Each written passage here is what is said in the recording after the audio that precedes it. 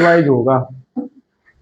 ठीक है, पढ़ने के तरीके में तुम देख सको ना, तो थार पे किसी और सब्जेक्ट के ऐसे शॉर्ट नोट्स होंगे जिनमें 40 पेज में पूरी बुक है, मॉडल से भी कम है ये, बहुत कम। और सिलेबस पूरा है इनमें, कोई भी टॉपिक ऐसा नहीं है जो पेपर में आवेगा और उसके बारे में इसमें लिखा हुआ ना हो। भले ही शॉर्ट में 2 लाइन लिख रही हूँ, 1.5 लाइन लिख रही हूँ, 2.5 लाइन लिख रही हूँ, इसके बारे में जरूर हमें नोट्स में लिखा हुआ मिलेगा। कल को पेपर होगा, एक है फुर्सत से मिला लियो। उससे पहले तो मैं बच्चों को यह कह रहा था कि भाई एक दिन की छुट्टी है पेपर में, तो बाद में चेक करने तक कोई फायदा नहीं है कि कितना पेपर सही हुआ कितना गलत हुआ, अगले पेपर की तैयारी पर लगो। पर अब तो कोई पेपर नहीं है, ठीक है, तो इसमें आराम से पेपर फुर्सत में मिलाओ कि कितने नंबर बने कितने नहीं बने। ठीक है, आई बात समझ में। पढ़ाई के टाइम में बराबर वाले बच्चे पे ध्यान देना सबसे तकड़ी बीमारी है आजकल बच्चों में, जो बढ़ती जा रही है। पता नहीं इस बीमारी का इलाज नहीं मिल रहा, क्या है? कंसंट्रेशन रील देखने के कारण बहुत कम होती जा रही है। और उस टाइम में 4-5 घंटे की मैराथन क्लास लेना अपने आप में एक महाभारत है। यो भी उस बीमारी का एक इलाज ही समझियो। अगर हम यहाँ बैठे ना, तो यह भी बहुत बड़ी बात है।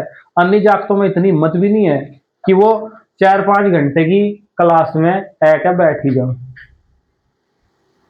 आई बात सुनिए, तो इस चीज को थोड़ा ध्यान दो। ध्यान कहीं पर देना है, सबसे ज्यादा फोकस चित्रों पर होना चाहिए और जो मेन फार्मूले हैं उन पे। बेसिक कॉन्सेप्ट थोड़ा बहुत बीच में इधर उधर भी हो गया पेपर में, तब भी इतनी दिक्कत नहीं आने की। पर पूरे नंबर लाने खातर हमें चित्र और फार्मूले तो सही बनाने ही पड़ेंगे। फार्मूलों से हम डेफिनेशन लिख सकें और चित्र पे उसके बारे में लिख सकें कि उसके बारे में क्या क्या चीजें हो सकती हैं। आई बात समझ में। तो पहली यूनिट है, बुक है हमारी प्रकाश की, यानी प्रकाश के बारे में हमें चीजें पढ़नी। आप जो चीज देख पा रहे क्लास में, आप देख पा रहे, मुझे देख पा रहे, नोट्स को देख पा रहे, यो बस इसी कारण है कि यहाँ प्रकाश है। अगर ये लाइट्स ऑफ हो जा तो हमें बहुत कम चीजें दिखेंगी, अगर सूरज छिप जा फिर और भी कम चीजें दिखेंगी। सारा जो देख दिखाया है ये सब प्रकाश की वजह से ही है, और इसी पे हमारी ये बुक जो है पूरी की पूरी आधारित है ज्यादातर। ठीक है, तो प्रकाश हमने पिछली बुक की 5वीं यूनिट में यो पढ़ा भी कि प्रकाश भी एक क्या है, वैद्युत चुंबकीय तरंग ही है। ठीक है, दृश्य स्पेक्ट्रम में आवे अवरक्त या दृश्य प्रकाश।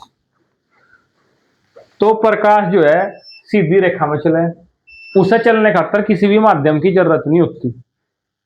यानी आप कहीं भी, चाहे निर्वात है, वहां भी प्रकाश आगे बढ़ सके। क्या चाल रहेगी इसकी? 3 × 10⁸ मीटर पर सेकंड की रफ्तार से सीधी रेखा में गमन करे। सबसे पहली इसकी क्वालिटी जिसके कारण ये सारी चीजें हमें दिखाई दे रही वो है प्रकाश का परावर्तन। प्रकाश का परावर्तन यानी किसी सतह पर टकरा के वापस लौटना।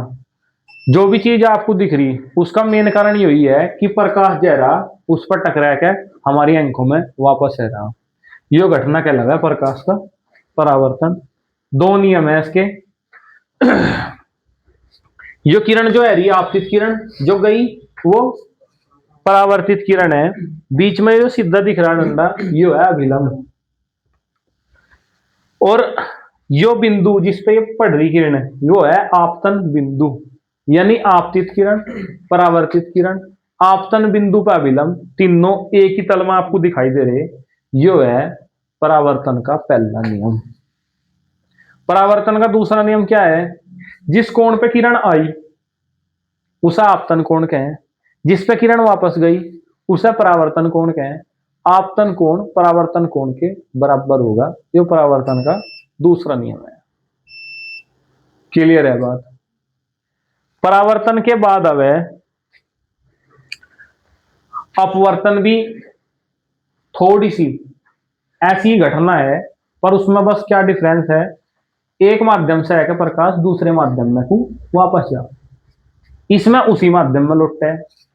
एक माध्यम से जब दूसरे माध्यम में प्रकाश जावे तो अपने मार्ग तो वह विचलित, इस घटना को कहें प्रकाश का अपवर्तन। आने वाली किरण को कहेंगे आपतित किरण, जाने वाली किरण को कहेंगे अपवर्तित किरण। आपतित किरण बीच में जो अभिलंब है उससे जो कोण बनावेगी उसे कहेंगे आपतन कोण आई। जो जाने वाली किरण जो कोण बनावेगी उसे कहेंगे परावर्तन कोण आर। यो अलग माध्यम है दोनों। जो माध्यम जिसका घनत्व ज्यादा है, कण पास पास है, वो कहलावे संघन माध्यम। जिसका घनत्व कम है, कण दूर दूर है, वो कहलावे विरल माध्यम। संघन से विरल में जाओ या जाओ विरल से संघन में, वो या तो अपने अभिलंब से दूर हटे या उसकी ओर झुके, इस घटना को कहें परावर्तन, सॉरी अपवर्तन। इसके भी सेम दो नियम है। पहला नियम वो यह आपतित किरण अपवर्तित किरण आपतन बिंदु का विलंब तीनों एक ही तल में हुए। और जो दूसरा नियम है वो ये है कि आपतन कोण की जया, जया क्या है, जब साइन की सेट चीजें में, जैसा आपतन कोण अगर आई है तो साइन आई,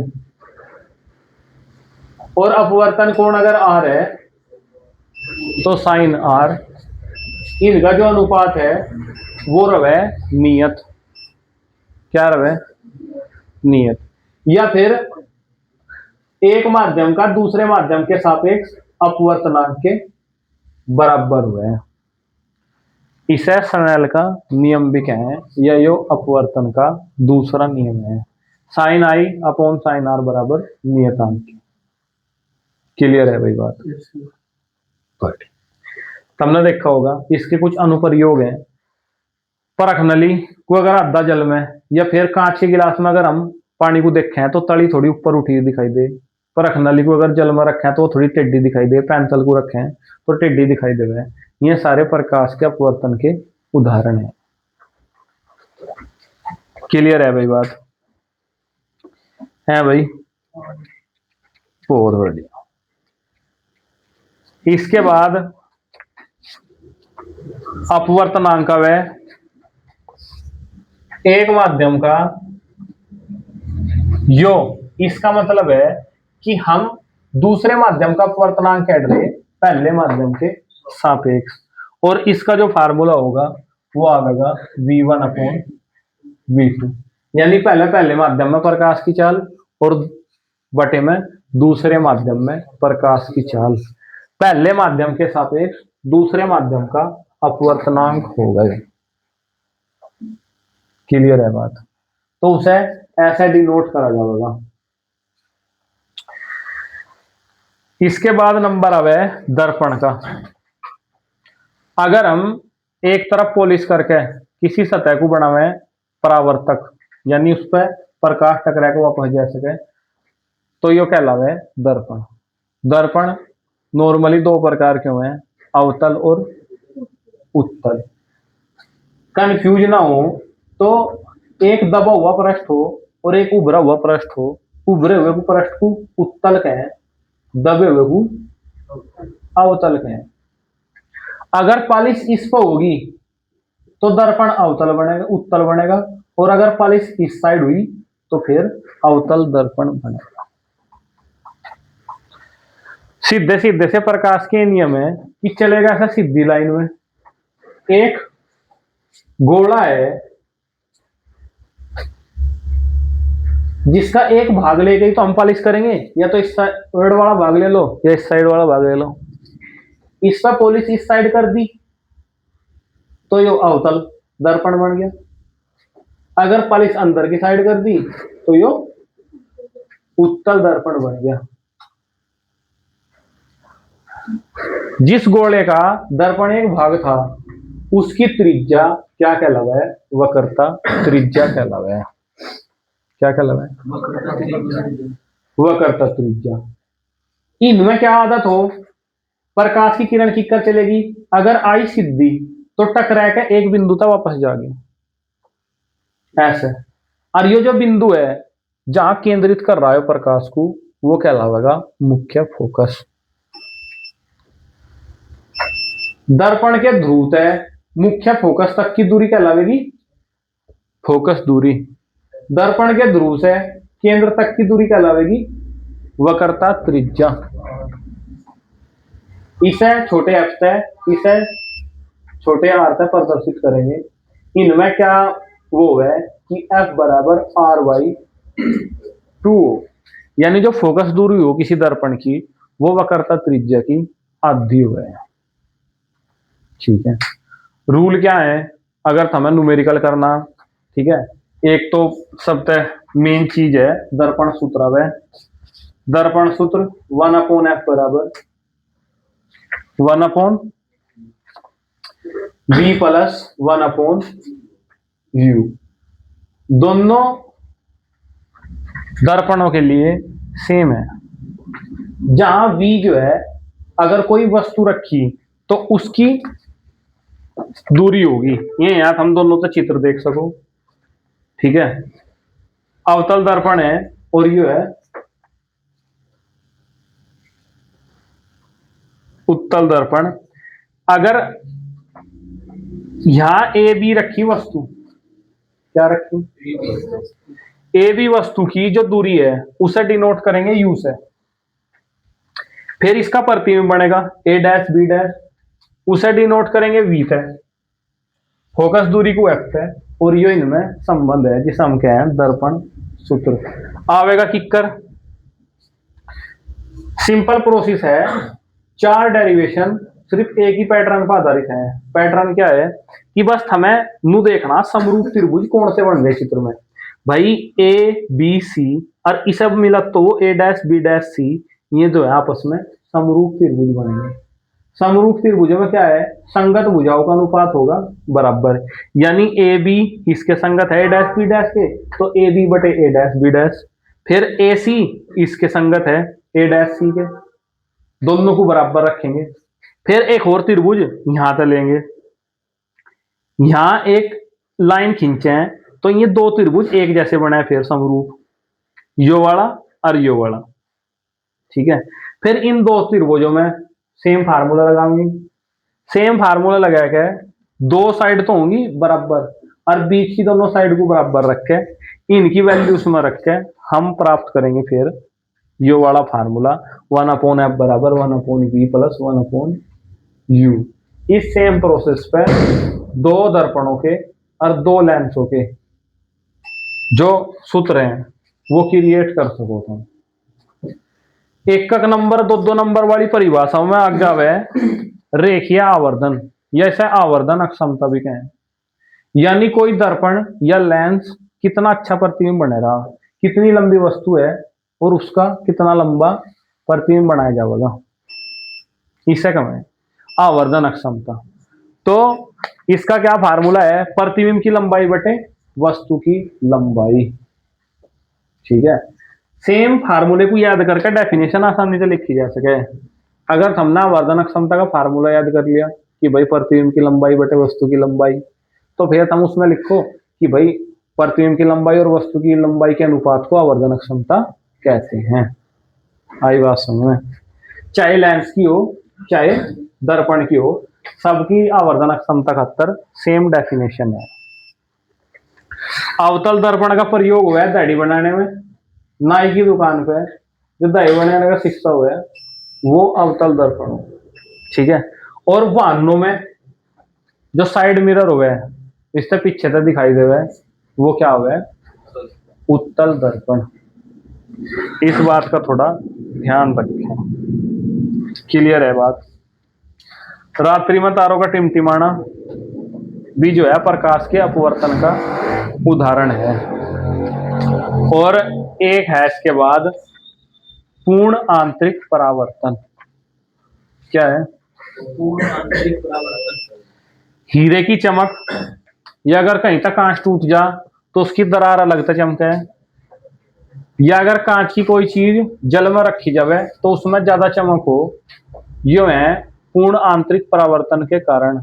उसमें क्या हो, प्रकाश जैसे ही विरल माध्यम से संघन माध्यम में घुसे तो बाहर नहीं निकल पाता। ठीक है, तो वो क्रांतिक कोण जिसके लिए किसी प्रकाश की किरण का जो अपवर्तन कोण है वो 90 डिग्री हो जा, क्रांतिक कोण कहलावे। और फिर प्रकाश अंदर ही रह जा, बाहर नहीं निकल पाता। इस घटना को कहें पूर्ण आंतरिक परावर्तन। हम हीरे को चमक तो वो देखो, हीरे में इतनी चमक हुआ है पूर्ण आंतरिक परावर्तन के कारण। यह उसका एक अनुप्रयोग है जो अभी की साल ही सिलेबस में ऐड हुआ, इस मारो थोड़ा ज्यादा इंपॉर्टेंट है। वो है प्रकाशिक तंतु। ठीक है, पेपर में आने की संभावना थोड़ी ज्यादा है। प्रकाशिक तंतु कहें जो पूर्ण आंतरिक परावर्तन पर आधारित एक युक्ति है। क्या करे यो संदेशों को एक स्थान से दूसरे स्थान में भेजे।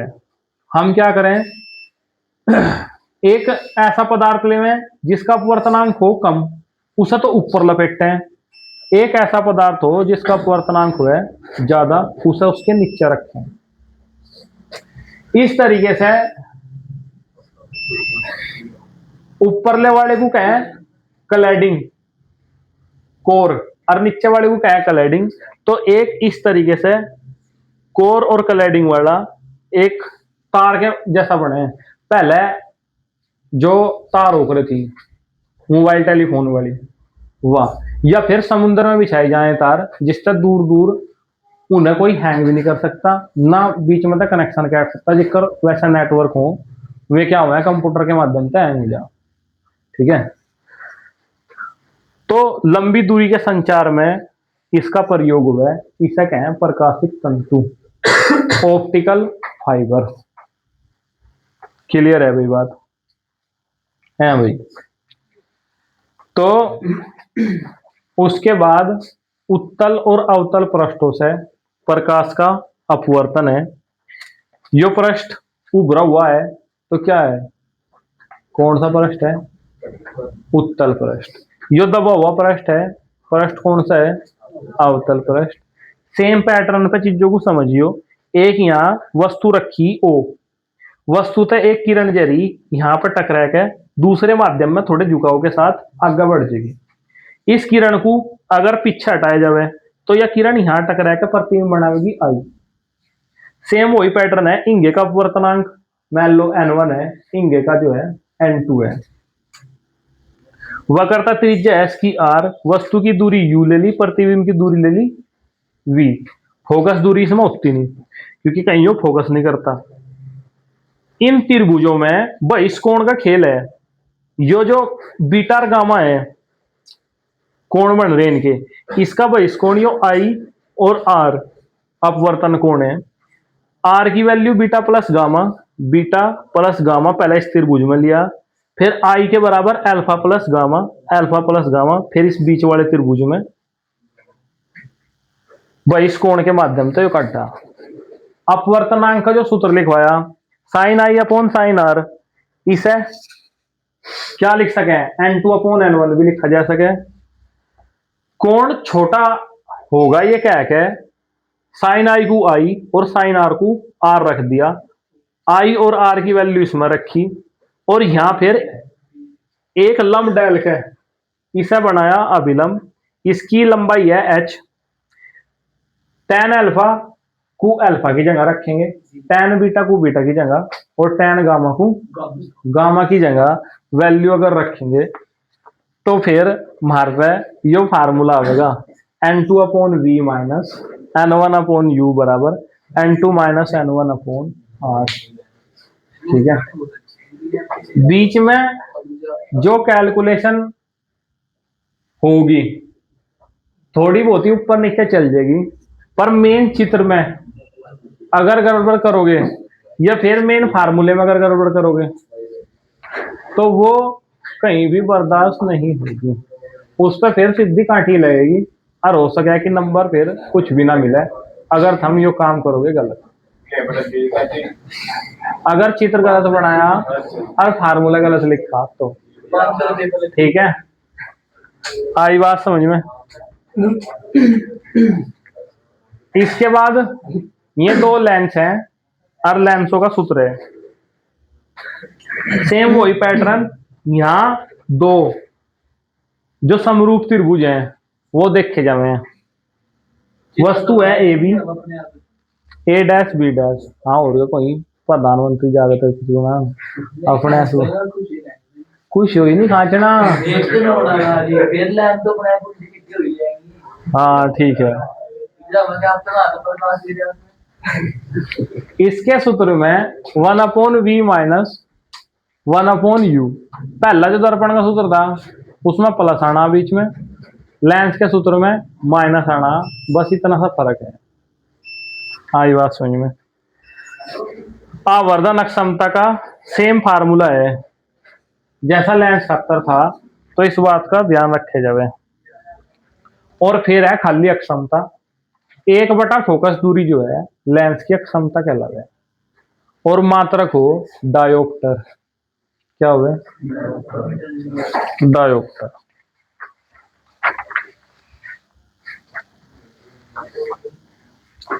अगर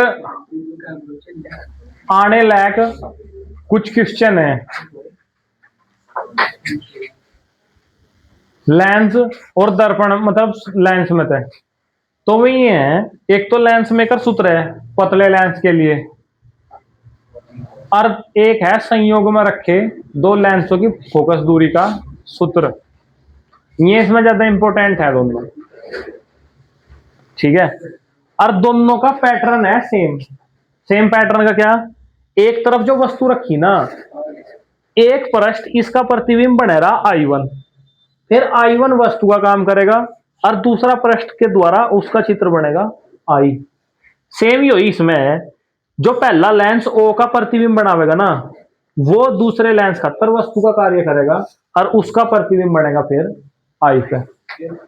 समझदारी वाली बात क्या है कि इसमें जो पृष्ठों के लिए सूत्र था पहले वो अप्लाई होगा। पहला U और V1 और दूसरा V1 और V, इन दोनों की कैलकुलेशन करके जो V1 वाला पोर्शन है ना वो कटेगा दोनों में से, और U और V वाला फाइनल सूत्र बचेगा N1/V minus N2/U, N2 minus N1/R1 minus N2/N1/R2। यो कॉमन लिया जाएगा। इसमें फिर 1/F बराबर N-1 1/R1 minus 1/R2 formula आ जाएगा। इसमें भी सेम जो है जी नंबर भाई बाद की बात है, बाद में पता लगेगा। अगर 23 है आगे तो नो समझ लिए नंबर मिले। ठीक है, अगर थोड़ा बहुत ऊपर नीचे रहेगा तो समझ लिए मिले नहीं। एक सब्जेक्ट में हो सके, ठीक है। मान लेंगे केमिस्ट्री में जरूरत पड़ रही ग्रेस की और फिजिक्स में जरूरत पड़ रही, इसी मारो तो जो दो में भी ग्रेस की जरूरत पड़ेगी ना फिर भी बैक भर लोगे, ठीक है। भाई मैथ में और केमिस्ट्री में अगर मामला गड़बड़ है, कि वे एक दिन बाद हम फिजिक्स में पूरी किताब पढ़ रहे, कल को जाकर अगर तारा पास होने जोगा काम हो गया फिर भी बच गया था, फिर भी तुम्हें दूसरा मौका मिलेगा। पर बेकार नहीं जाने की, बच जाएगी। फिर 2 ही पेपर देने पड़ेंगे 8 के बस। ठीक है।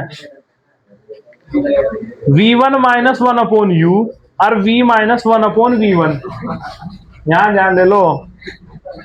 V1 से V1 कट जाएगा और जो मेन फार्मूला बचेगा वो बचेगा 1/F का, जो लेंस का फार्मूला है। तो F बराबर आ जाएगा F1/F1 plus 1/F2। 1/F1 P1 है और 1/F2 क्या है P2। तो अक्षमता का फार्मूला भी सीधा सीधा बन सके P बराबर P1 plus P2 plus P3।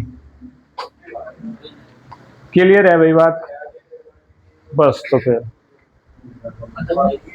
जी फिर इसके बाद 5 नंबर के क्वेश्चन में ये 4 टॉपिक हैं और इनमें से एक जरूर आना। चार टॉपिक कौन से? सरल सूक्ष्मदर्शी, संयुक्त सूक्ष्मदर्शी, दो तो सूक्ष्मदर्शियां हैं और दो हैं दूरदर्शी। परावर्ती और अपवर्ती इन चारों में से एक जरूर आवे हर साल घूम फिर के। बल्कि पिछले साल तो दो हैरी थी, दो में अंतर बताना था, एक तो आवेगी आवेगी, दो तो यहां बराबर बराबर में है। जो ये है संयुक्त सूक्ष्मदर्शी वो, और जो परावर्ती दूरदर्शी है, दोनों एक दूसरे की उलट है। यो चित्र हम यहां देख रहे, सेम चित्र उल्टा करके हम इसमें बना सको। फर्क क्या है?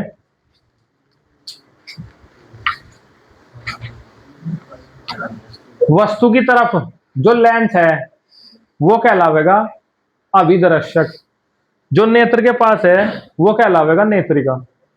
इसमें दूर वाला जो लेंस है वस्तु की तरफ है जो, वो होगा छोटा, और जो पास वाला है नेत्र के पास वाला वो बनाना बड़ा। और इसमें इतना सा फर्क है, अगले वाली में दूरबीन हमने देखी होगी, उसमें अगले वाला लेंस बड़ा हुआ है और पिछला आंख के पास वाला लेंस हो छोटा। तो इस बात का अंदाजा लगा सकें कि जो खगोलीय दूरदर्शी है अपवर्ती, उसमें दूसरे वाला लेंस बड़ा और पहले वाला लेंस छोटा बनाना। आई बात समझ में? जो उत्तल लेंस वाला नॉर्मल चित्र है वो हम संयुक्त जो सरल सूक्ष्मदर्शी है उस खातर बना सको। 5 हेडिंग है इसमें भी। पहला उनके बारे में लिखना, सूक्ष्मदर्शी तो दिखावा है पास की छोटी वस्तु को बड़ा, और दूरदर्शी दिखावा है दूर की बड़ी वस्तु का चित्र और ज्यादा बड़ा। ठीक है, बड़ी वस्तु का मतलब है चांद तारे सूरज ग्रह उपग्रह उल्का पिंड, ये एक्चुअली में बड़े ही हुए हैं पर आंखों तो छोटे दिखे हैं, और वो क्या करे उन्हें बड़े हो तो सोतो और बड़े दिखावे हैं, या उनका प्रतिबिंब बड़ा दिखावे। क्लियर है बात? सबसे पहले उनके बारे में लिखना, दूसरी बात उनकी संरचना, तीसरा क्रियाविधि, एक चित्र। हाँ भाई,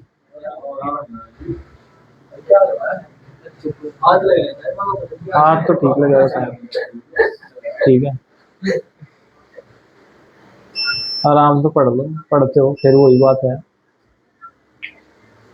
भीड़ करने का शौक नहीं है मुझे। ठीक है,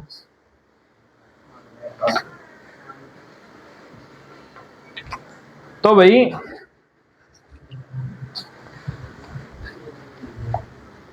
और ज्यादा सुविधा के लिए आवर्धन क्षमता, आवर्धन क्षमता का चारों में एक ही फार्मूला लिख सको, और वो है प्रतिबिंब द्वारा आंख पर बना दर्शन कोण बटे वस्तु द्वारा आंख पर बना दर्शन कोण। यो आवर्धन क्षमता का फार्मूला है। चारों सूक्ष्मदर्शियों में लिख दो चाहिए से, सही जाएगा। फिर एक सिंपल फार्मूला याद कर लो, m बराबर 1 प्लस डी अपॉन एफ। दो कंडीशन होंगी इसमें, एक तो जब जब स्पष्ट दृष्टि की न्यूनतम दूरी पर बनेगा यानी 25 सेंटीमीटर पे, और एक है जब जब अनंत पे बनता हो। दो कंडीशन में बस इसमें तो जो प्लस का 1 है वो गायब करना दूसरे वाले फार्मूले में हमें, और जो का तू फार्मूला रख दियो तब भी ठीक है, लास्ट में उपयोग लिखा जाएगा। ठीक है, 5 हेडिंग याद रखो, चित्र याद रखो और फार्मूला याद रखो, बस छुट्टी। उसके बीच में जिक्कर जिक्कर चित्र बनाओगे, इक्कर इक्कर संरचना में लिख दियो कि हमने 2 लेंस बनाए, एक छोटा बनाया एक बड़ा बनाया है भाई। इक्कर इक्कर जो बड़ा छोटा लेंस है वो प्रतिबिंब चित्र के अनुसार बना रहा, इतना भी लिखोगे तब भी सही है। आई बात समझ में? तो जो छोटी और सरल सूक्ष्मदर्शी है इसका यूज तो करा है घड़ी ठीक करने वाला, और जो संयुक्त सूक्ष्मदर्शी है उसका यूज करा है जो पैथोलॉजी लैब वाला हुआ है वो। ठीक है,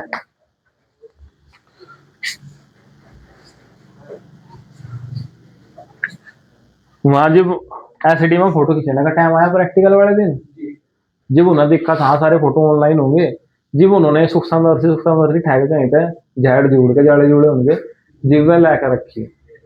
फिर क्या प्रिंसिपल मिलते हैं, अब इन्हें सेट करो, मैं हाँ सेट करो मैं कहीं तो सेट ही है, इन्हें रख दे फोटो तो खींचना हम सेट करते मगर फिर तो हो जाता काम। तो वही लास्ट टाइम में फिर इक्कर हुआ है, कुछ भी सेट नहीं होता अगर हम सोचें कि हाँ पेपर में कुछ सेट हो जाएगा।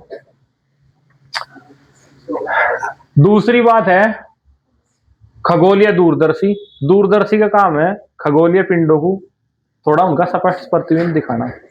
अगर इनमें अंतर की बात आवे तो एक में दर्पण यूज हुए और उत्तल लेंस यूज हो, इसमें दोनों उत्तल लेंस यूज हुए हैं। ठीक है, जो प्रतिबिंब ज्यादा चमकीला और स्पष्ट दिखावे जो परावर्ती है जिसमें दर्पण लग रहा, और जिसमें लेंस लग रहा वो प्रतिबिंब थोड़ा क्लियर नहीं दिखती, इतना चमकीला नहीं बनता उसका प्रतिबिंब। आई बात समझ में? तो यो बात है। बाकी सेम फार्मूला जो तुम लिखोगे डी खातर, उसमें तो वन अटैक है, जो फार्मूला है ना वो अनंत पर रखी हुई वस्तु खातर बन जाएगा। हर उसमें एक फार्मूला लिखो आवर्धन क्षमता का कि भाई इस सूक्ष्मदर्शी हो चाहे दूरदर्शी, आवर्धन क्षमता बराबर प्रतिबिंब द्वारा आंख पर बना दर्शन कोण बटे वस्तु द्वारा आंख पर बना दर्शन कोण, बीटा अपॉन अल्फा। उपयोग का हमें पता ही है, जो दूर स्थित उल्कापिंड हुए बड़ी बड़ी चीजों में उन्हें देखने खातर इनका उपयोग होता है बहुत इंपॉर्टेंट है। चारों मत है एक हमें पेपर में देखने को जरूर मिलेगी, कम से कम 5 नंबर। हाइगेंस का तरंग सिद्धांत। हाइगेंस ने बताया था कि प्रकाश तरंग के रूप में चले, क्या के रूप में? तरंग के रूप में। और तरंग के रूप में भी 2 दाड़ों के तरंग हुए हैं, अनुदैर्ध्य तरंग के रूप में चले। अनुदैर्ध्य का मतलब वो जिस दिशा में चल रहा कंपन उसके लंबवत होंगे। हाइगेंस ने दिया था तरंग सिद्धांत और नु कहा था कि भाई प्रकाश को चलने खातर माध्यम की जरूरत पड़े। उस टाइम उसे इतनी समझ नहीं थी जितनी आज हमें है, क्योंकि तुम्हें तो पता कि प्रकाश को चलने खातर माध्यम की जरूरत नहीं पड़ती। यही उसकी कमी थी कि उसने इथर कहा था कि भाई जिक्र भगवान सारी जगह है, इक्कर उसने इथर मान लिया था कि इथर सारी जगह है, जहां कुछ नहीं भी है ना वहां भी नु कह रहा था वो, अब वहां भी इथर है। क्लियर है बात? तो इस तरीके से उसकी इस कल्पना को गलत कह दिया गया था, पर यह बात उन्होंने सही कही थी कि इलेक्ट्रो उसकी जो प्रकाश की प्रकृति है ना वो तरंग प्रकृति हुए है। क्लियर है भाई बात? उसके सिद्धांत में हम 2-3 चीजें ये लिख सको कि प्रकाश तरंग के रूप में चले, प्रकाश की चाल वही 3×10⁸ मीटर पर सेकंड। मजे की बात यह है कि ये जो वैल्यू में था बता रहा, इलेक्ट्रॉन पे कितना आवेश हो, प्रकाश की कितनी चाल हो, 1/4πε0 की वैल्यू क्या हो, और 4πμ0/4π की वैल्यू क्या हो, ये सारी हमें पेपर में लिखी हुई मिलेंगी बाद में। ठीक है, ध्यान से इन वैल्यू को देख लियो। अगर क्वेश्चन में हमें अपनी तरफ से कुछ नहीं लिखने को मिल रहा ना तो वे आधी आधी वैल्यू छाट के क्वेश्चनों में लिखियो। 3 नंबर के क्वेश्चन में, 2 नंबर के क्वेश्चन में 2-3 वैल्यू लिखनी, 3 नंबर के में आधी वैल्यू, और 5 नंबर के में पूरा का पूरा जो बाद में नियतांक वाला हिस्सा दे रखा ना वो छाप करना चाहिए। पर पेपर करना पूरा ही। इन हालतों के बाद भी अगर हमने पेपर पूरा ना करा तो बस फिर कहीं कोई नाला नूला देखियो। ठीक है, 3 जो बस प्रकाशिक स्रोत रहे जिन्हें कहें तरंगाग्र। तरंगाग्र जो इक्कर बिंदु प्रकाशिक स्रोत से चला है उसका बना है गोलीय तरंगाग्र। जो रेखीय प्रकाशिक स्रोत से चला है उसका बना है बेलनाकार तरंगाग्र। तरंगाग्र के बारे में बताया था उसके द्वितीयक तरंगिकाओं के सिद्धांत में। और विफलता का हमें पता ही लग गया कि काल्पनिक माध्यम ईथर की कल्पना गलत बता दी थी। हाइगेंस ने व्याख्या करी दो चीजों की, प्रकाश के परावर्तन की और अपवर्तन की, और उस पर व्याख्या नहीं करी गई थी प्रकाश वैद्युत प्रभाव की और रमन प्रभाव की व्याख्या उस पर नहीं करी गई थी। क्लियर है भाई बात? ये तो हम देख ही सको किस तरीके से कठिन मेहनत करके हाइगेंस ने परावर्तन और अपवर्तन की व्याख्या करी थी। आई बात समझ में?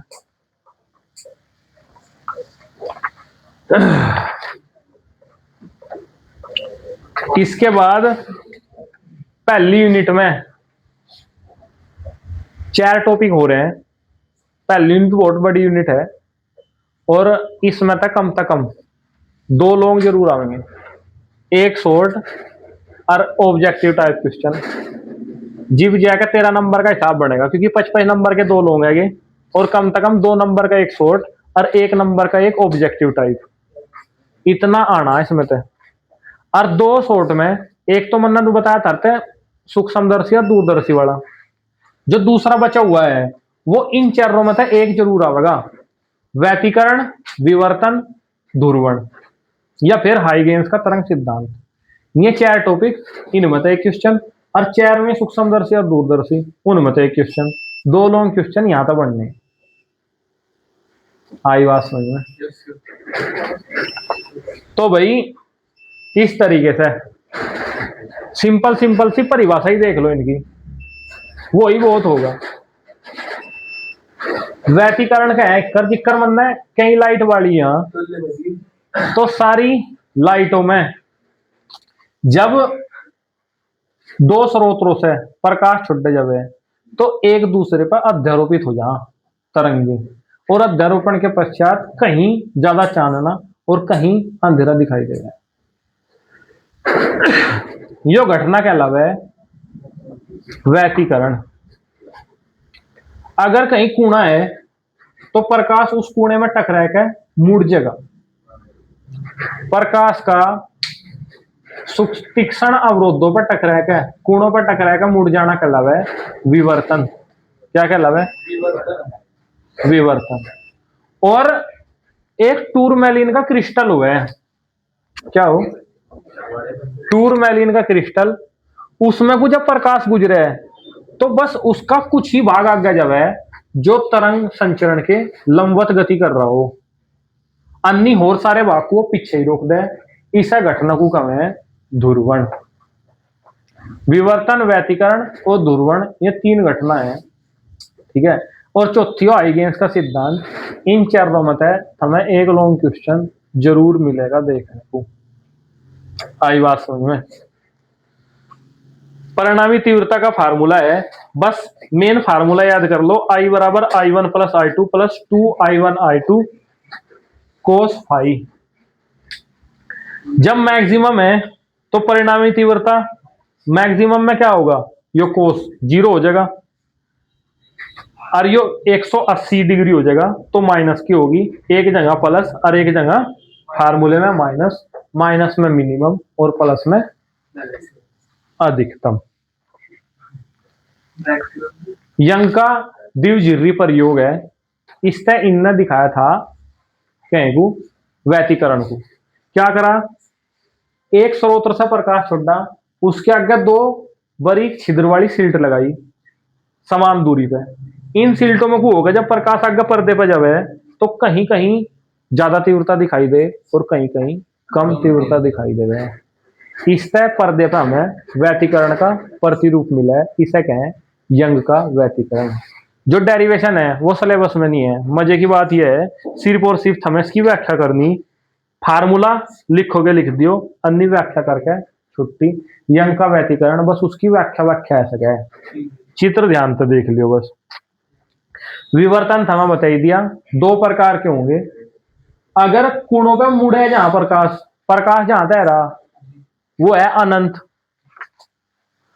अनंत पे अगर प्रकाश है रहा तो वो कहलावेगा फिर फ्रेनल विवर्तन, फ्राउनहोफर विवर्तन।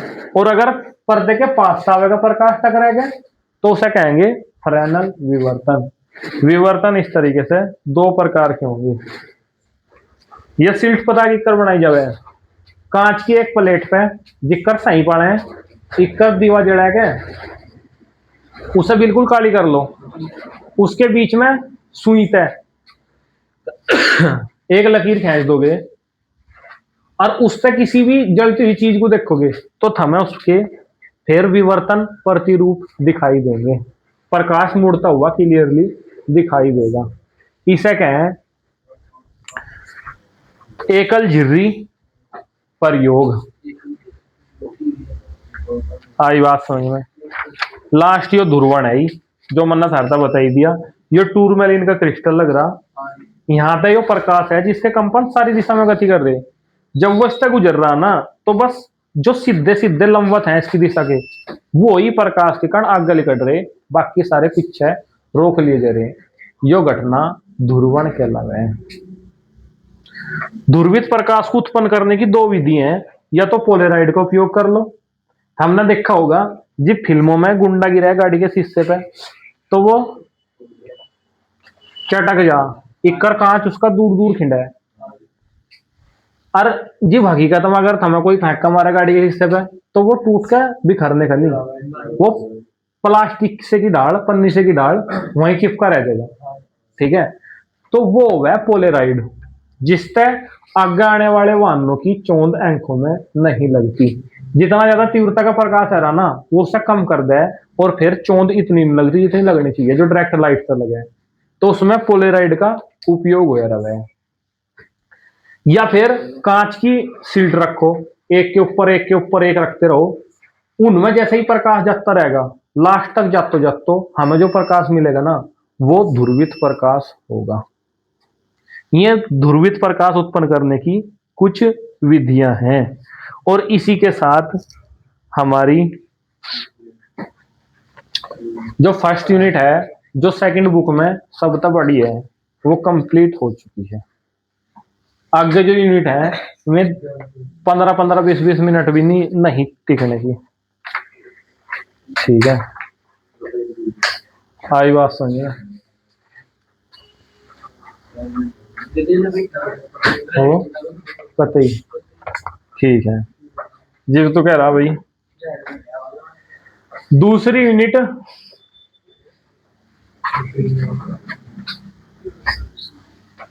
यूनिट जो है प्रकाश की द्वैत प्रकृति।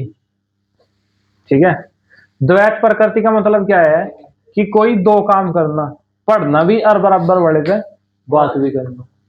यह द्वैत प्रकृति का उदाहरण है, पर यह प्रकृति ज्यादा देर नहीं चल पाएगी।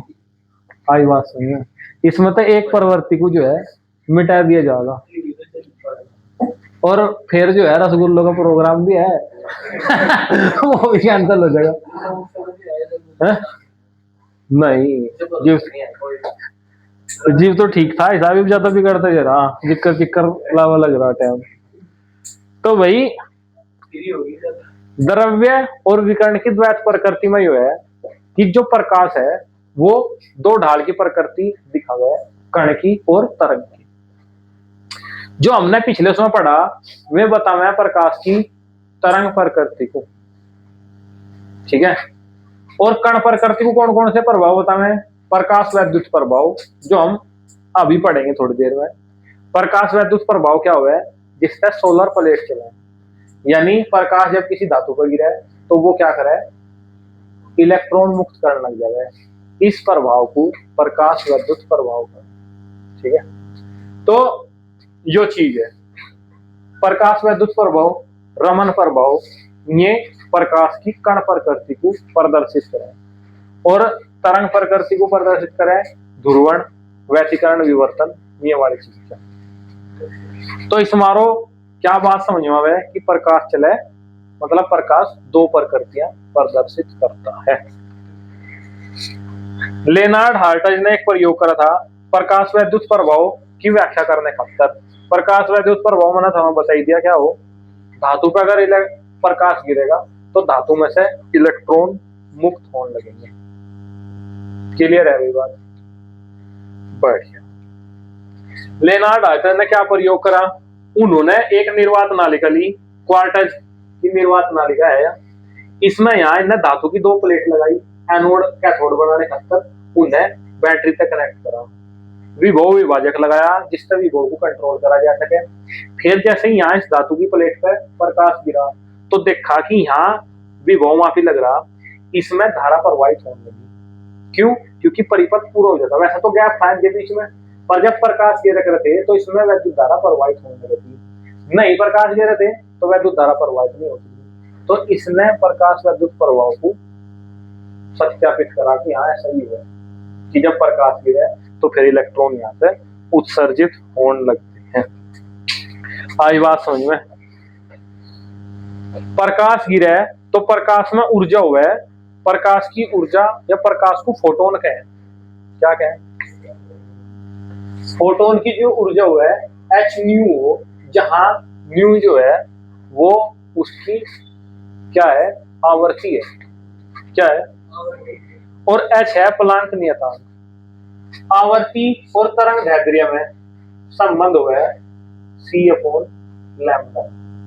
सी प्रकाश का वेग है और लैम्बडा प्रकाश की तरंग दैर्ध्य है। आई भाई बात समझ में? बहुत बढ़िया।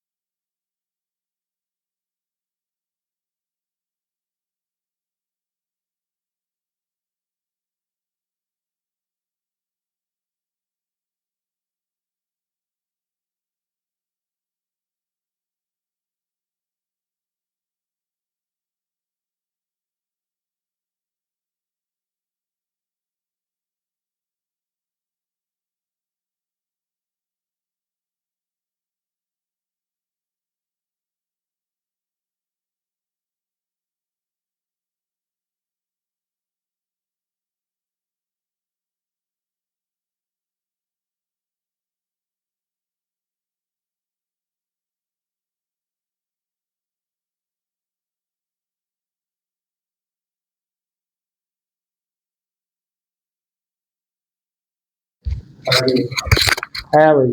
कल ही बताओ सिस्टम ऑनलाइन भाई कल को अगर था पढ़ना, पेपर के बाद आएंगे कल को 9 बजे आ सको तुम सवेरे के। ये ठीक है। ठीक है, पर यह बात है कि पढ़ के कुछ कर भी लियो, वीडियो में तारे सबके चेहरे दिख रहे और बाद में तारे सबके रिजल्ट दिखाऊंगा। किसका कितना रिजल्ट रहा वो भी दिखाया जाएगा। ठीक है, हाँ बिल्कुल, आई बात समझ में। कभी पता चला यहाँ मैराथन क्लास लेके भी तारे 23-23 नंबर है रे। ठीक है, तो वो वाला मामला नहीं चलेगा। ठीक है, चलो बस ठीक है। तो भाई तीसरी यूनिट जो है पूरे ब्रह्मांड की खोज के बारे में बता रही था मैं। जितनी भी चीजें हम देख रहे, पेपर की खोज करो। हाँ जी, उसमें पदार्थ पास होने का कथन हो गया शुरू। ये फैल होने का है क्या? और ये सब पढ़ के तो फैल हो जाए समझे नहीं, बात मत करो। पूरा पढ़ के भी अगर पास होने वाली बात रहेगी बस फिर तो दोनों ही पढ़े नहीं, मगर बाद में एक दो टॉपिक बताओगे तब। ये पास होने का ही है मेरे भाई। नू बता, जीव इवता पहले किसी ने अपनी पढ़ा और एक दिन पहले वो पढ़ रहा ना, तो पेपर में उल्टा सीधा वो 23 का ही कर आवेगा बस।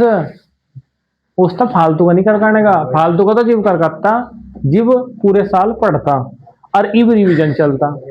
अगर खाली रिवीजन कर रहा ना, इक्कर बिना पढ़ो तो लिखने को भी नहीं मिलता। ठीक है, ये दिक्कत तो है। और हकीकत जान के भी जाकत उसे समझ नहीं पाते। भाई हमने मैथ का पेपर दे के देख लिया, केमिस्ट्री का पेपर दे के देख लिया, कितने पानी में हो पता लग गया, बिना पढ़ो कितना लिखा जा सके नू पता लग गया। ये कसर क्या रहेगी? हिंदी इंग्लिश में तो बहुत कुछ है लिखने का, उसमें तो पैरे इतने हैं कि 3 काफी भर दे। पर दिक्कत वह है कि इनमें फिजिक्स के पेपर में, गणित के में, केमिस्ट्री में, इनमें पेपर में ढूंढे तो भी कुछ नहीं मिलता। अब कहां तो लिखूं, दिक्कत वह है। चलो छोड़ दो। हिंदी में पैसे यौगिक तत्वों तो बने, तत्वों में छोटे छोटे अणु और अणुओं में परमाणु, परमाणुओं में इलेक्ट्रॉन, प्रोटॉन और न्यूट्रॉन हो। परमाणु में इलेक्ट्रॉन, प्रोटॉन, न्यूट्रॉन हो, ये आखिरी है। अगर इसके कान में कुछ कहा ना तो सबसे पहले तो सब बाहर काट दूंगा और दूसरा नंबर तेरा पे। अब 2 बात सुनता नहीं फिर इसके कान में, ना तो आपको पढ़े ना ऐसा पढ़न दे।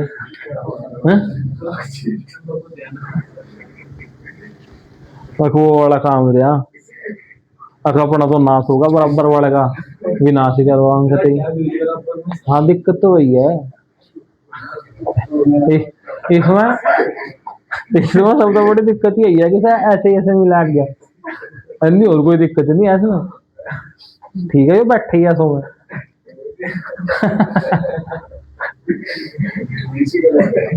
ठीक है, तो भाई परमाणु में इलेक्ट्रॉन, प्रोटॉन और न्यूट्रॉन है, 3 चीज। बीच में एक नाभिक है, नाभिक में प्रोटॉन न्यूट्रॉन है और उसके चारों ओर इलेक्ट्रॉन चक्कर लगा रहे हैं। इस पूरी तीसरी यूनिट में अगर ये चीजें भी लिखा होगा ना, हम इलेक्ट्रॉन, प्रोटॉन, न्यूट्रॉन, नाभिक के चारों ओर चक्कर लगाते हैं, परमाणु ऐसा हुआ है, वो भी सही जाएगा। ये बेसिक पॉइंट हुआ पकड़ने के, जिन पर लिखा हुआ पेपर में सही लगा चेक करने वाले को। ठीक है, अब मान लो यह यूनिट तीसरी यूनिट है, यह इलेक्ट्रॉन, प्रोटॉन, न्यूट्रॉन पर आधारित है पूरी तरीके से। इसमें हम ये यूज करोगे तो गलत में भी नहीं लगेगा, हाँ भाई कुछ संबंधित लिख रखा। पिछली यूनिट थी प्रकाश वाली, उसमें इलेक्ट्रॉन, प्रोटॉन, न्यूट्रॉन का जिक्र ही नहीं था। अगर हम वहां ये लिखोगे फिर क्या होगा, मामला गड़बड़ी होगा। इसमें प्रकाश के बारे में लिखो, उसमें इलेक्ट्रॉन प्रोटॉन के बारे में लिखो, तो चेक करने वाला अलग समझ जाएगा। तो इन बेसिक पॉइंटों को याद रखो कि दूसरी यूनिट द्वैत प्रकृति पे थी, तो उसमें द्वैत प्रकृति के बारे में ही बात लिखनी। पहली यूनिट प्रकाश के ऊपर थी, तो उसमें प्रकाश के ऊपर ही बात कुछ लिखनी, जो भी कुछ याद आता हो टाइम पे। अब जिक्र सब सामान्य स्थितियों में पढ़ रहे बैठे हुए, इसका मतलब उनमें इलेक्ट्रॉन प्रोटॉन बराबर है। साम्य स्थिति में इलेक्ट्रॉन प्रोटॉन क्या हुए हैं, बराबर हुए हैं। पहली यूनिट में हमने पढ़ा था पहली किताब की कि जैसे ही इलेक्ट्रॉन कम या ज्यादा हो वो आवेशित हो जा। यहां तक जो प्रोटॉन की संख्या हो उसका बना है परमाणु क्रमांक। क्या बने, आवर्त सारणी में उन्हीं के हिसाब से रखे जाए। प्रोटॉन की संख्या इलेक्ट्रॉन की संख्या की क्या हुआ है, बराबर। जिनमें प्रोटॉन की संख्या समान हो उन्हें कहें समस्थानिक। क्या कहें, समस्थानिक। प्रोटॉन और न्यूट्रॉन की दोनों की संख्या कहलावे है द्रव्यमान संख्या। जिनकी द्रव्यमान संख्या बराबर हो उन्हें कहें समभारिक। क्या कहें, समभारिक। और जिनमें द्रव्यमान संख्या ए और परमाणु क्रमांक को घटाया गया है न्यूट्रॉन की संख्या, जिनमें न्यूट्रॉन की संख्या बराबर हो उसे कहें सम न्यूट्रॉनिक। प्रदर्शित करें ऐसे ऐसे जेड एक्स एट है। जेड तो है परमाणु क्रमांक, जैसे 1H2 लिख रहा, तो इसका मतलब उसका परमाणु क्रमांक 1 है, उसकी द्रव्यमान संख्या 2 है। प्रोटॉन प्लस न्यूट्रॉन की संख्या, और ये है प्रोटॉन की संख्या, इसके बराबर हो इलेक्ट्रॉन की संख्या। इसे इसमें तक घटावे हैं तो आवे न्यूट्रॉन की संख्या। इस तरीके से इस पर न्यूमेरिकल भी पूछा जा सके और इनकी परिभाषा भी पूछी जा सके। एक नंबर वाली परिभाषा है। उदाहरण है इनके समस्थानिक के 1H1 1H2 1H3, समभारिक के 1H3 और 2He3, और सम न्यूट्रॉनिक के 1H3 और 2He4, क्योंकि इनमें जो यो अंतर है ना यो बराबर होगा। आई वही बात समझ में। एक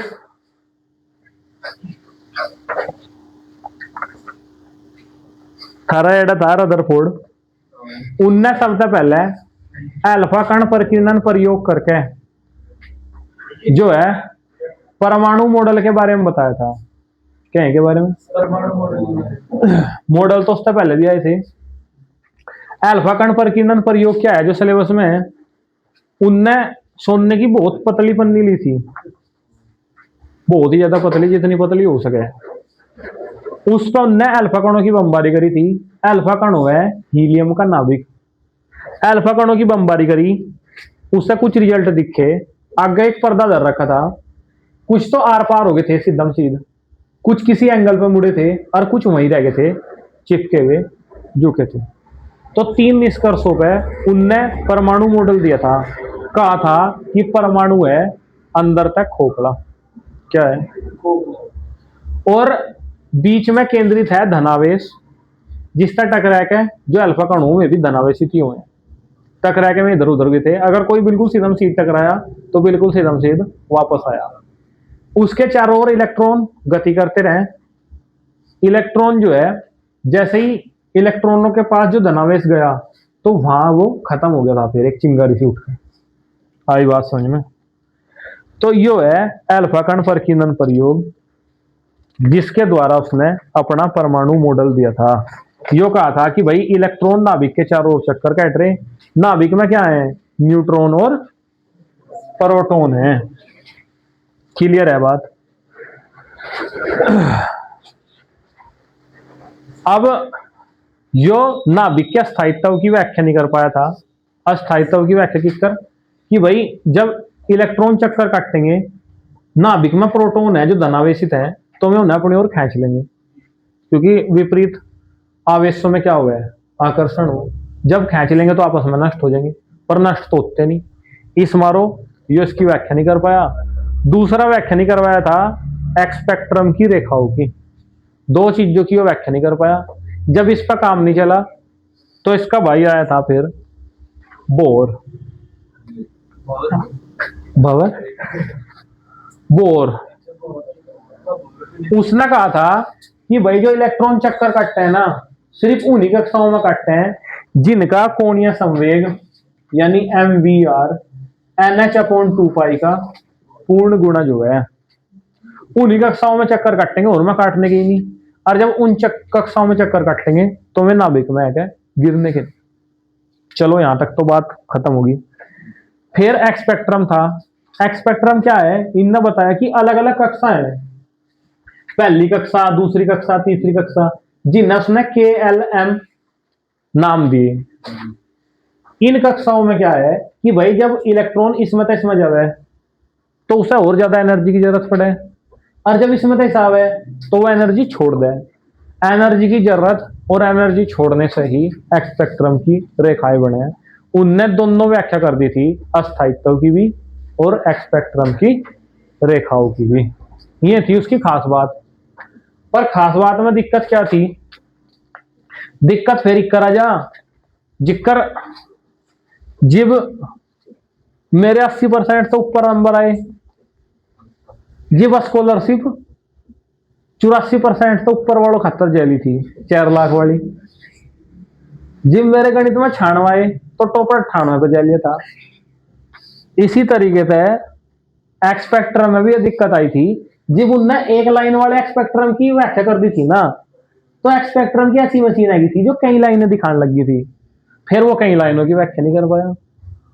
तो यह दिक्कत थी कि जो एक्स स्पेक्ट्रम में बारीक बारीक लाइनें बने हैं उनकी व्याख्या जो नहीं कर पाया था। दूसरी बात, इन हवा में ही कह दिया था कि भाई कोणीय संवेग NH/2 के बराबर होगा। उसका कोई यो नहीं था कि हाँ भाई इस आधार पर कही गई है बात, बस मजे मजे में कह दी थी।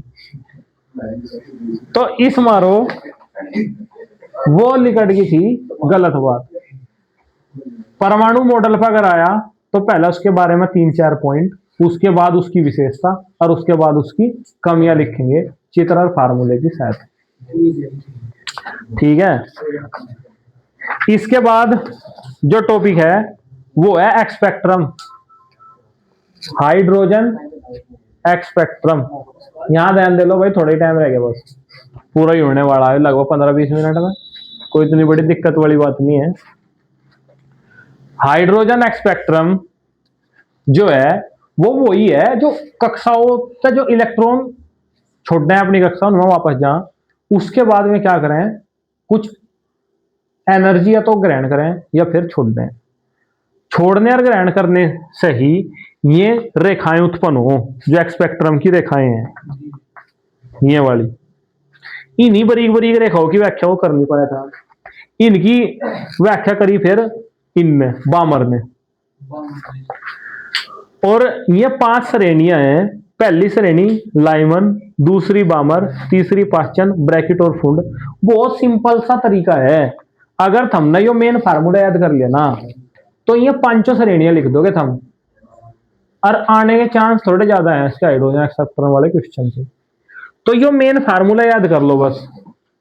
मेन फार्मूला याद करने में पहला लाइमन श्रेणी है, लाइमन श्रेणी में N1 की जगह यहां 1 रखोगे। फिर बामर है, बामर में N1 की जगह रखो 2, फिर यहां रखो 3। इक्कर इक्कर पूरी 5 श्रेणी बना दो, बस कुछ भी नहीं करना आगे। एक फार्मूला याद कर लो और 5 श्रेणियों के नाम याद कर लो। पहली में 1, दूसरी में 2, तीसरी में 3 और चौथी में 4। इक्कर लिखते चले जाओ बस। ये दोनों चित्र बना लो। आई बात समझ में? नाभिक का आकार उसकी कोटि हो 10⁻⁻15 मीटर की, और फार्मूला हुआ है R = R0 A की पावर 1/3। द्रव्यमान ऊर्जा संबंध है E = mc²। और इसके बाद अब है द्रव्यमान अक्षति। वो की करो जिक्र ऐसी बात है, किसी परमाणु में इलेक्ट्रॉन, प्रोटॉन और न्यूट्रॉन हो, ठीक है, या फिर नाभिक में मान लो, अगर तोल लेंगे सबको इकट्ठा करके पूरे नाभिक को, तो बाहर आवेगा अलग। अगर उसके अणुओं के हिसाब से देखेंगे कि हाँ भाई इसमें एक इलेक्ट्रॉन एक प्रोटॉन है, अगर उनका द्रव्यमान जोड़ लेंगे तो वो आवेगा अलग, वो आवेगा ज्यादा। और जो उसका एक्चुअली में द्रव्यमान होगा वो होगा कम।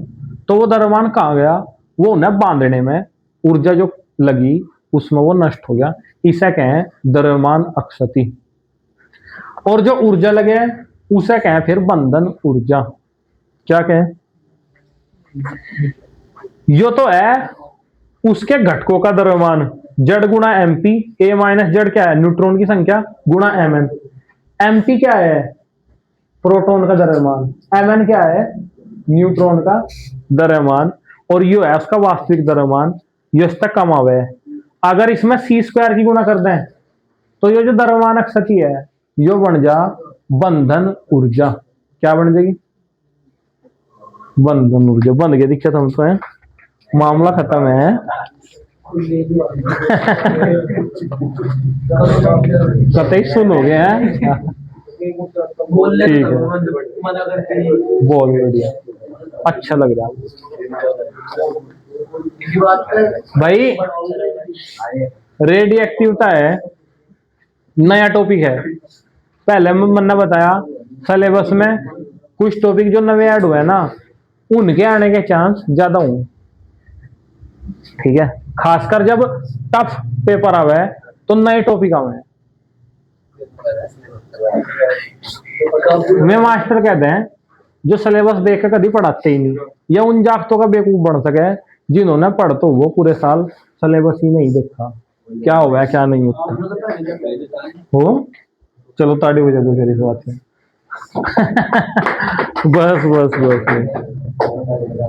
रेडिएक्टिवता क्या हो, कोई तत्व अगर रखे रखे तत्व में तो जो है कुछ किरणें हैं वो लिक्विड हो जाएंगी, कुछ कण ऑटोमेटिकली।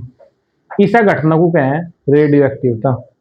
कौन कौन दिखावे, यूरेनियम थोरियम, ऐसे जो आवर्त सारणी में सबसे लास्ट में रखे ज्यादातर तत्व वे रेडियोएक्टिवता प्रदर्शित करें, लगातार घटते रहे। हमने कुछ चीज रख दी तो वह बहुत जल्दी जल्दी घट हो जाएगी। इसे घटना को रेडियोएक्टिवता कहें। इसमें तो लिखना है अल्फा कण जो हीलियम का नाभिक हो गया, बीटा कण जो इलेक्ट्रॉन हो, और उसके बाद गामा कण जो वैद्युत चुंबकीय तरंग होते हैं। 3 डालों के कण लिखना है। इस पर आवेश हो 3.2 गुणा 10 की घात -19 कूलम, यानी 2 प्रोटॉनों के बराबर। इस पर आवेश हुआ है 1 इलेक्ट्रॉन के बराबर, और इस पर कोई आवेश नहीं होता। ऑब्जेक्टिव टाइप में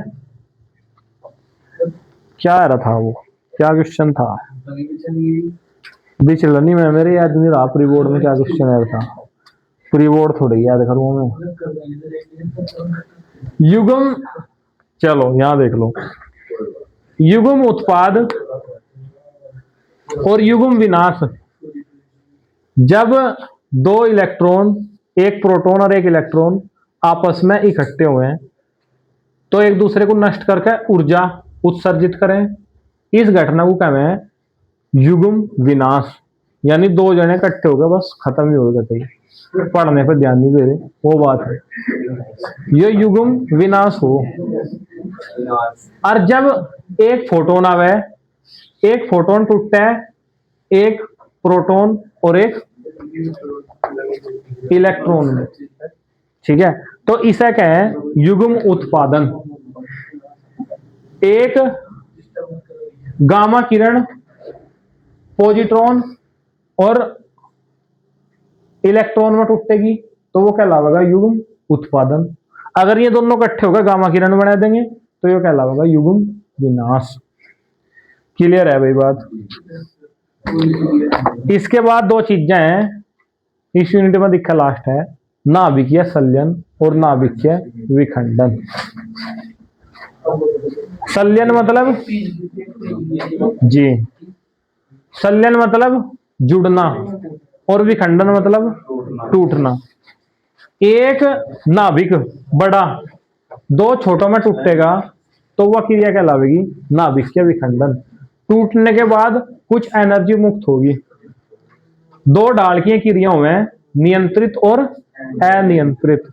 नियंत्रित चला है परमाणु रिएक्टर में जहां बिजली बने है यूरेनियम से, और अनियंत्रित चला है परमाणु बम में जो एकदम पटक का बस मामला खत्म ही कर देगा। कहीं नाभिकीय संलयन में यो है यूरेनियम, जब इस पर न्यूट्रॉन कण की बमबारी करेगा तो यो बेरियम और क्रिप्टोन दो नाभिकों में छोटे छोटों में टूट जावे और 190 मिलियन इलेक्ट्रॉन वोल्ट की एनर्जी मुक्त करे। अगर हमें नियंत्रित क्रिया करनी तो इसमें मंदक उपस्थित रहे भारी जल या फिर ग्रेफाइट। भारी जल और ग्रेफाइट यूरेनियम को विखंडित होने से रोक दें क्योंकि वे न्यूट्रॉनों को सोख ले रहे हैं। आई बात समझ में? तो बस परमाणु बम गिरेगा तो कहीं पानी में कूद जाए एकदम। हाँ जी, पर मजे की बात यह है कि वो भारी जल नहीं उठता भारी जल अलग अलग हुआ है। ठीक है। नाभिकीय संलयन हो सूरज में, सूरज को जो ऊर्जा प्राप्त हो रही वो नाभिकीय संलयन हो रही। इसमें दो छोटे नाभिक मिलकर एक बड़ा नाभिक बनावे हैं। ज्यादा एनर्जी नाभिकीय संलयन में उत्पन्न हो और नाभिकीय विखंडन में हुआ है कम संलयन की अपेक्षा। क्लियर है भाई बात? हाइड्रोजन बम और सूरज जो है वो नाभिकीय संलयन के उदाहरण हैं। चौथी यूनिट और लास्ट पेज रह रहा बस क्लियर है बात? उसके बाद है फ्यूचर ट्रैक इंस्टीट्यूट, ठीक है। भाई तो भाई सांस ले लंबे लंबे, कभी किसी को चक्कर आ जा, ठीक है, दिमाग की नस नुस फट जा। और अगर बाहर बोतल में पानी रखा हो मुझे एक घूंट पानी पिला दो।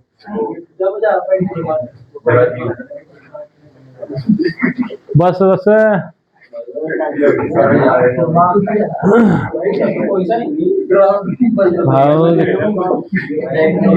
नहीं, बस ठीक है, आ जा बस।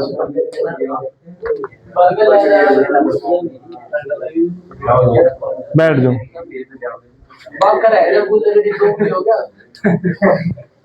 पियेंगे थोड़ी देर में, यूनिट को खत्म कर लो। हाँ भाई, यहाँ लाइट चल रही, वो चल रहा भाई बराबर, फिर ठीक है भाई। जो 3 यूनिट हमारी लास्ट यूनिट है, ठीक है, बहुत ही आसान यूनिट है। यूनिट है उस चीज के ऊपर जिस तरह सारी सिम बना है फोन फान में चले, और ये हूं अर्धचालक। 3 तरीके के पदार्थ हैं, एक में विद्युत प्रवाहित हो, एक में बिल्कुल नहीं होती और एक में कम हो गए, वे अर्धचालक कहलावे हैं। जिनमें बिल्कुल नहीं होती वे कुचालक, जिनमें थोड़ी सी हो गए वो क्या हो? चालक, मतलब अर्धचालक। जिनमें होवे वे चालक हो। अर्धचालक के उदाहरण है जर्मेनियम और सिलिकॉन, ठीक है। ये चिप, सिम, ज्यादातर इलेक्ट्रॉनिक चीजें अर्धचालकों से ही बने हैं। आई बात समझ में? अब अर्धचालक 2 प्रकार के हुए हैं भाई, या तो शुद्ध अवस्था में जो पाए जाएंगे जर्मेनियम सिलिकॉन वो, या फिर उनमें कुछ मिक्स करे जाएगा। मिक्स करने का मतलब है अशुद्धि। अशुद्धि या तो 3 संयोजकता वाली होगी या फिर 5 संयोजकता वाली होगी। जो अर्धचालक हैं उनकी संयोजकता कितनी हो है? 4 हो। जब उनमें 3 वाली ऐड करें तो एक इलेक्ट्रॉन उनका फालतू बचा रह जा, तो इस मारो एन टाइप बने। जब 5 वाली ऐड करेंगे तो एक जगह खाली जगह रह जाएगी, तो फिर वो क्या बनेगी? 5 वाली ऐड करेंगे तो एन टाइप बनेगा, और 3 वाली ऐड करेंगे तो पी टाइप बनेगा, क्योंकि एक खाली स्थान बचेगा जिसे कहेंगे होल। क्लियर है भाई बात?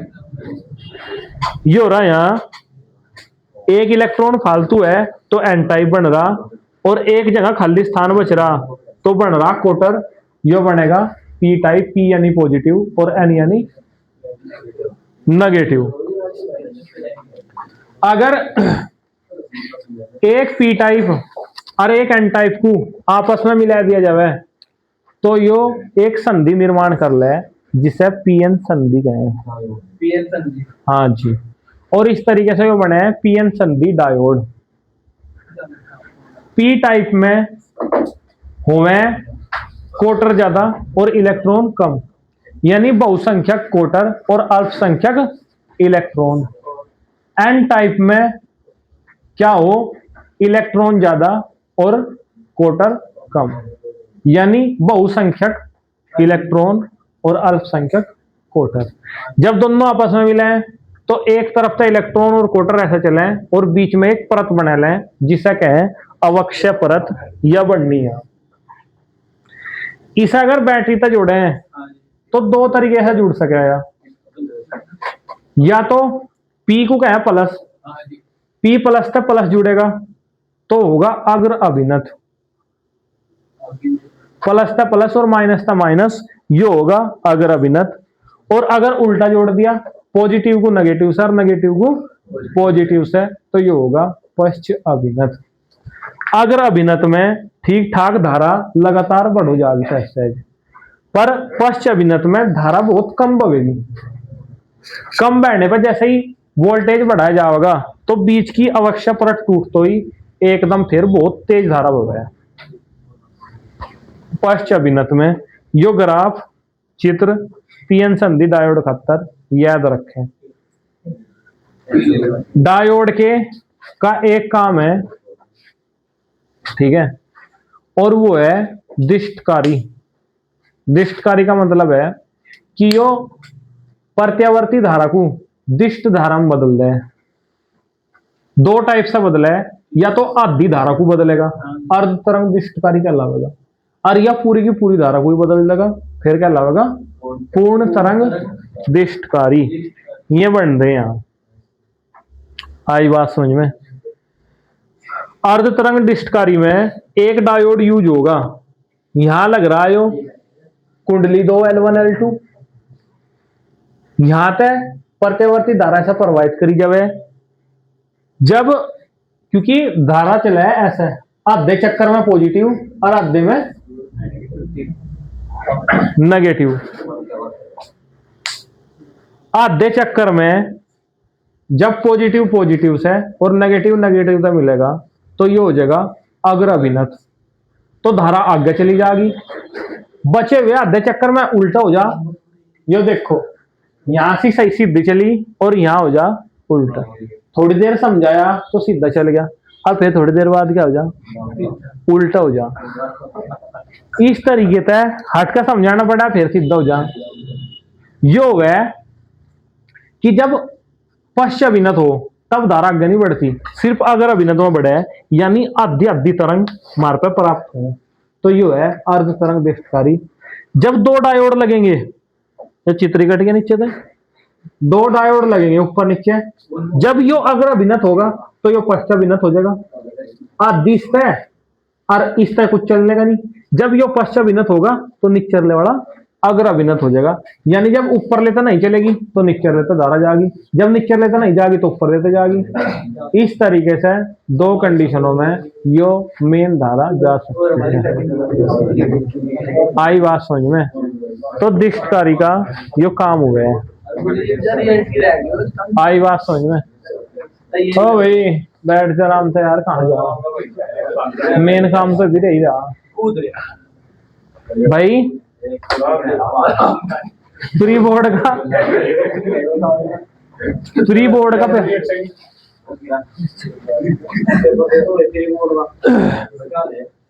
पेपर दो, कोई ले रहा हूँ। प्री बोर्ड का पेपर तो नहीं जाता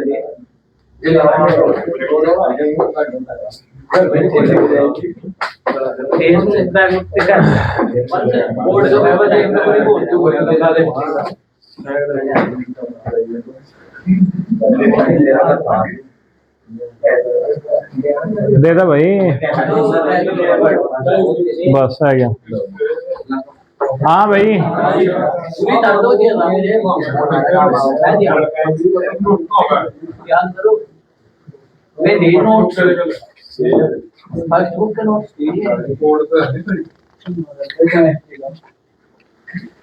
कल को ऐसा पेपर देखने को मिलेगा तुम्हें।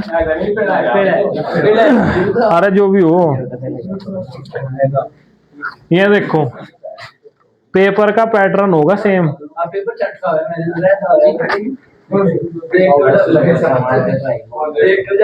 यहाँ देख लो क्या लिख रहा, जितने भी सारे हर वैल्यू बताई, इलेक्ट्रॉन का आवेश, द्रव्यमान उनका 1/4 पाई एप्सिलॉन नॉट और म्यू नॉट अपॉन 4 पाई, ये सारी वैल्यू लिख रही है। ठीक है,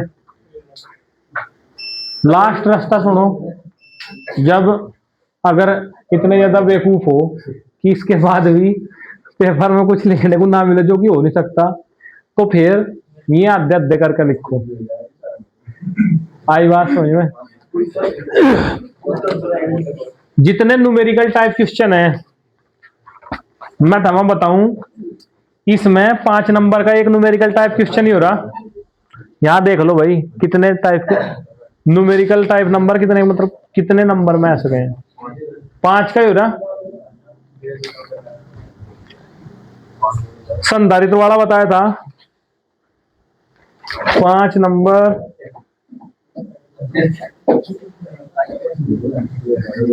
एक ही हो रहा न्यूमेरिकल टाइप 3 का। 5 और 3 कितने हो गए भाई? 8। 3 नंबर में ही हो रहा है एक, 8 और 3 11। 3 नंबर में ही हो रहा है एक, 3 और 3 6, 11 और 6 17, 17 और 2 19, 19 और 2 21। 21 नंबर के, हाँ भाई 21 नंबर के जो है, आराम से 21 नंबर के हैं न्यूमेरिकल टाइप क्वेश्चन। इन 21 नंबर के क्वेश्चन को हम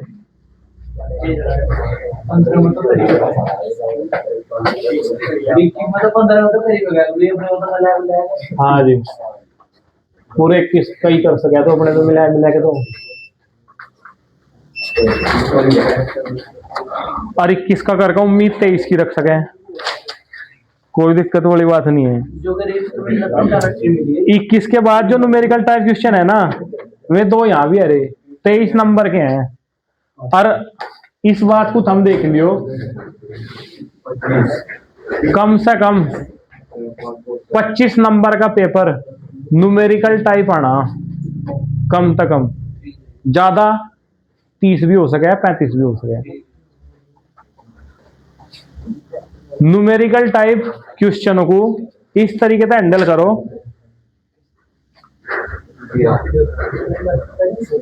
दिया है लिख के, जितनी भी मैथमेटिकल वैल्यू दिख रही, हाँ भाई यहां देखो, I4I तीव्रता की 2 तरंग अधिकतम परिणामी तीव्रता का मान ज्ञात कीजिए। तो यहां लिखो तरंग की तीव्रता I, फिर दूसरी तरंग की तीव्रता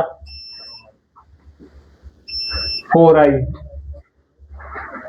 इतना लिखने के बाद लिखो ज्ञात करना है परिणामी तीव्रता।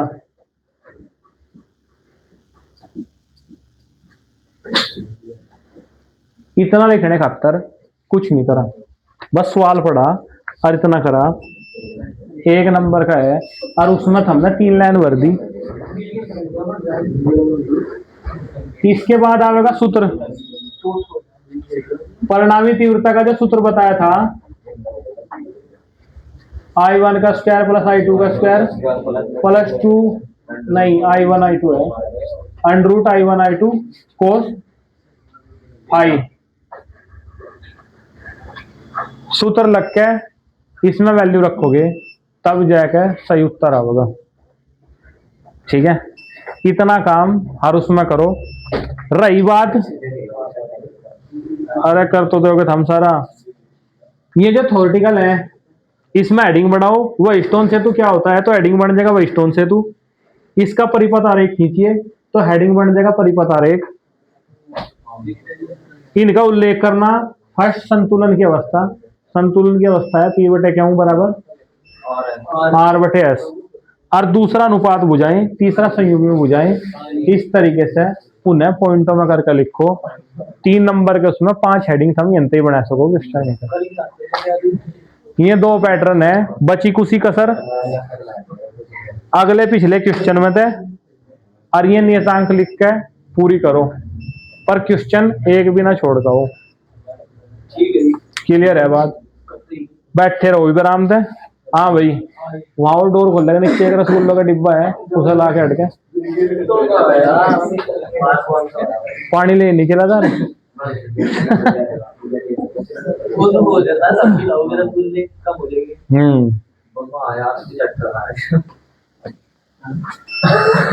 खिंडावा ना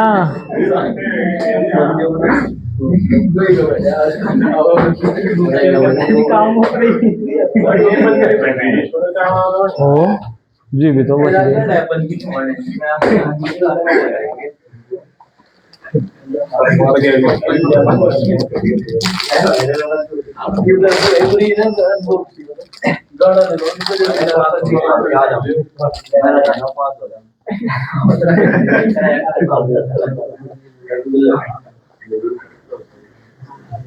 ठीक है, दो आ जाएंगे बंटे सारे।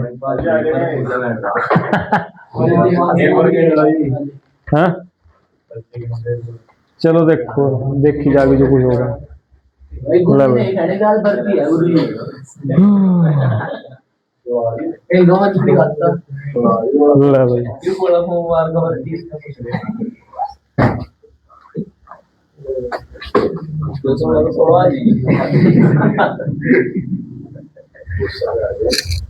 तो मिलेगा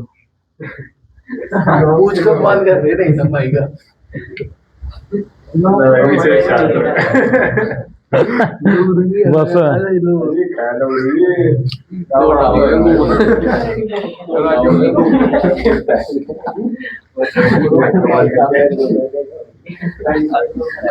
हनाटा पोगती भी 2-3 दिन बगैर जी पकड़ा